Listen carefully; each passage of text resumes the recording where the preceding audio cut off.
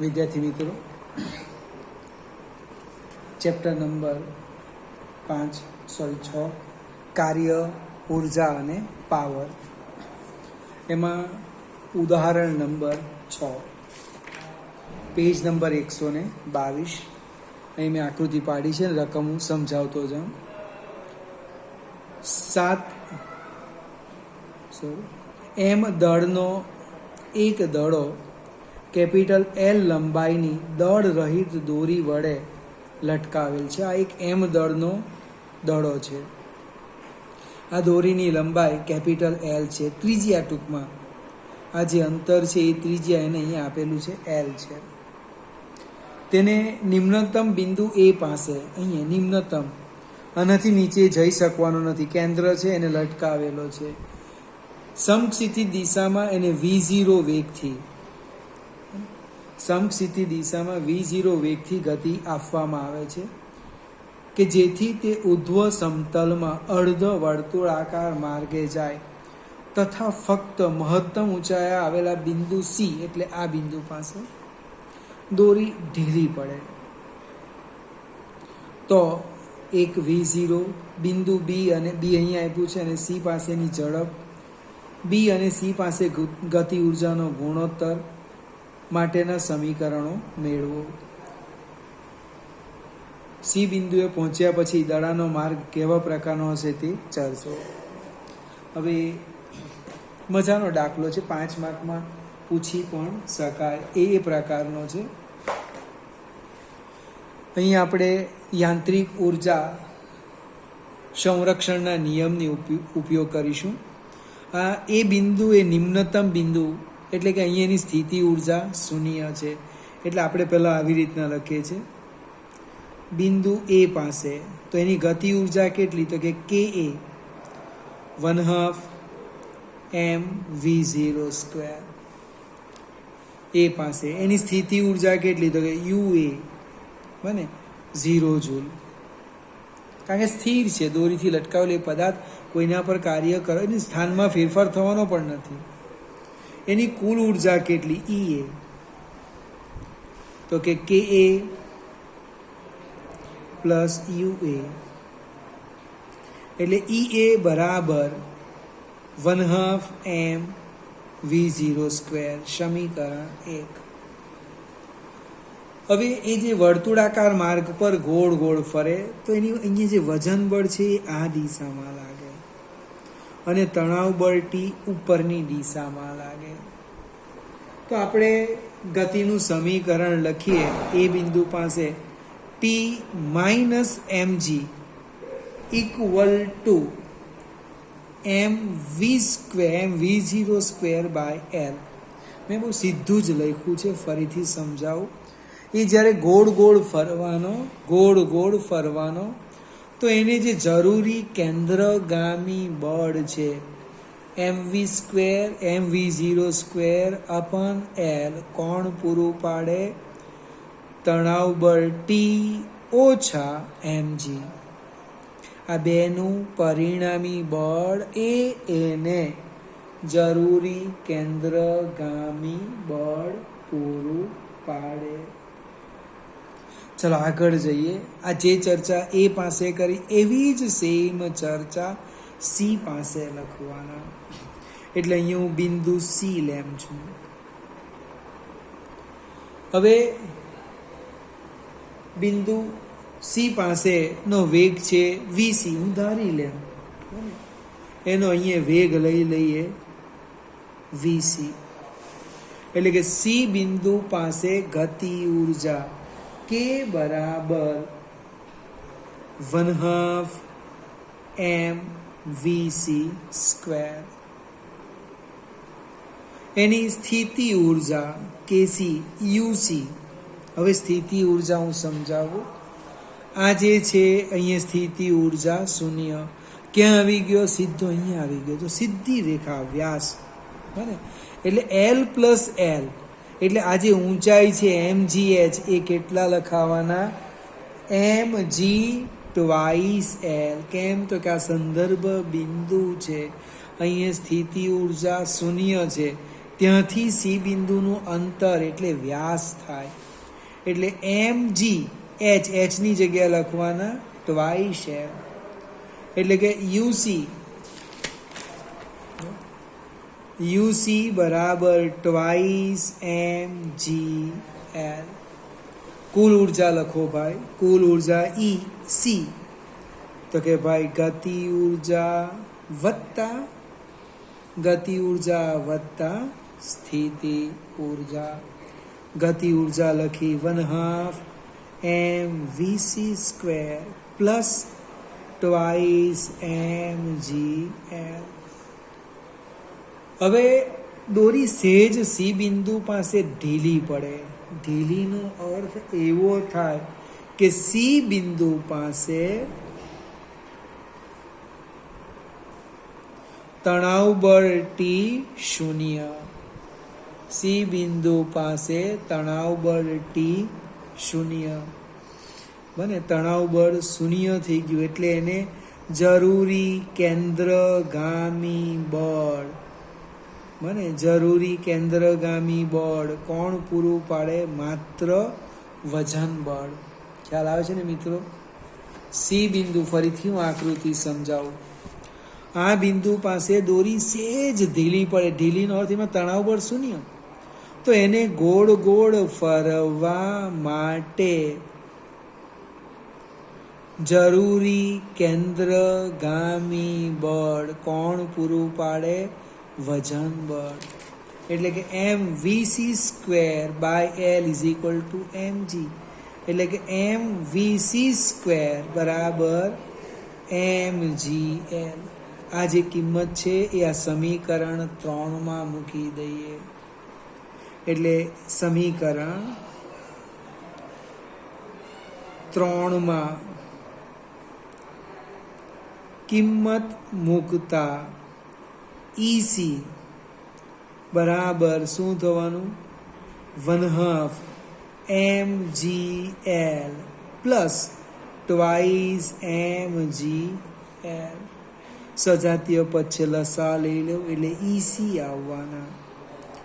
5/2 2 દુ 4 વત્તા 1 5/2 mgl. સમીકરણ 4. હવે આપણે જે સ્ટેપ લખવાના તે સમજાવું કે ઉર્જા સંરક્ષણના નિયમ અનુસાર ઉર્જા સંરક્ષણના નિયમ અનુસાર બને EA બરાબર EC. બંને સરખા થવા જોઈએ. EA 1/2 mv0² બરાબર 5/2 mgl. જો બંને બાજુથી 2 નીકળી ગયા, એમ પણ નીકળી ગયા, એટલે v0² બરાબર 5gl. એટલે આપણો પહેલો પ્રશ્ન હતો v0 શોધો. તો જો v0 કેટલા આવે છે? √5gl. v0 બરાબર √5gl. હવે સેજ આપણે આગળ જઈએ. આપણો પ્રશ્ન છે કે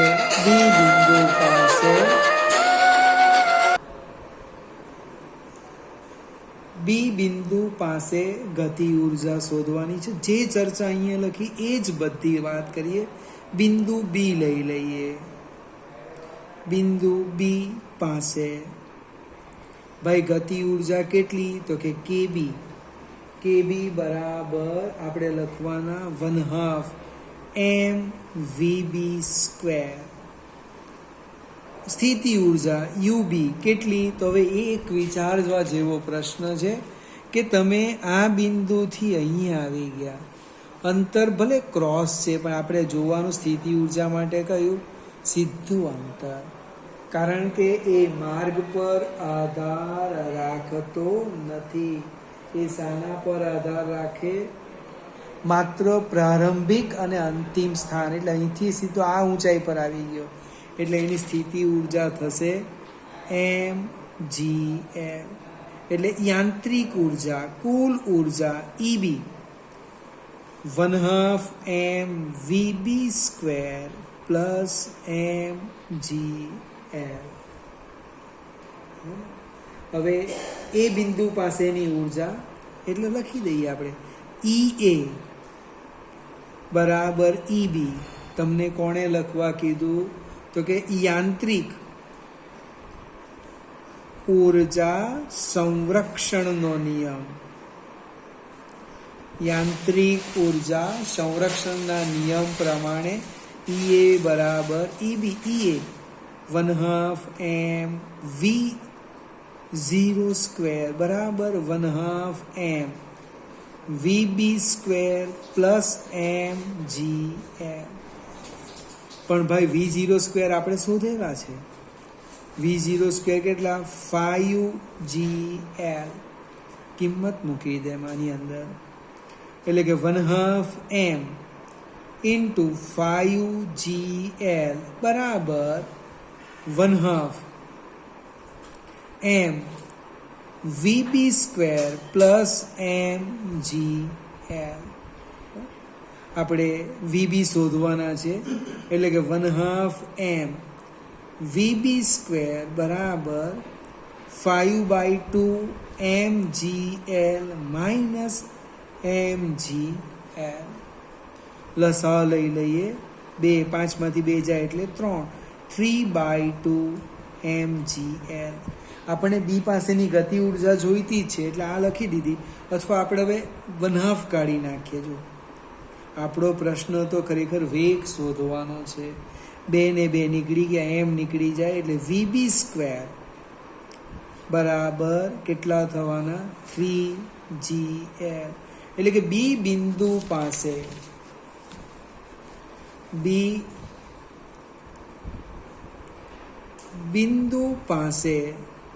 વેગ vb બરાબર √3gl. અને એક બીજો પ્રશ્ન છે kb/kc, તે પણ લખી દઈએ. ગતિ ઉર્જાનો ગુણોત્તર, તો કે 1/2 m vb² divide by 1/2 m vc². 1/2 m નીકળી જવાનું, એટલે vb² એટલે કેટલા આવવાના? 3gl ડિવાઈડ બાય 5gl, એટલે ગુણોત્તર આવ્યો 3/5 vc². એક મિનિટ, મારી ભૂલ થઈ. vc તો આપણે શોધ્યા નથી, ખરા ખોટું છે. vc² શોધવા પડશે, એટલે vc શોધી કાઢીએ. vc ક્યાંથી શોધવાના? તો આપણે આ સમીકરણ લેવા, એ નંબર 3 પછીનું એક આપી દો, 3a. મને એના પરથી આપણે vc² શોધીએ. જો સમીકરણ 3 લખું છું, અહીંયા સાઈડ પર વર્ક કરવું પડશે. હવે સમીકરણ 3a શું લખ્યું છે? m vc² બરાબર mgl. m નીકળી કાઢો, એટલે vc² બરાબર gl. પણ gl એટલે કેટલા? gl એટલે v0². એને આપણે અહીંયા નંબર આપો. સમીકરણ અહીંથી લઈ લઈએ આપણે 4b. સમીકરણ 4b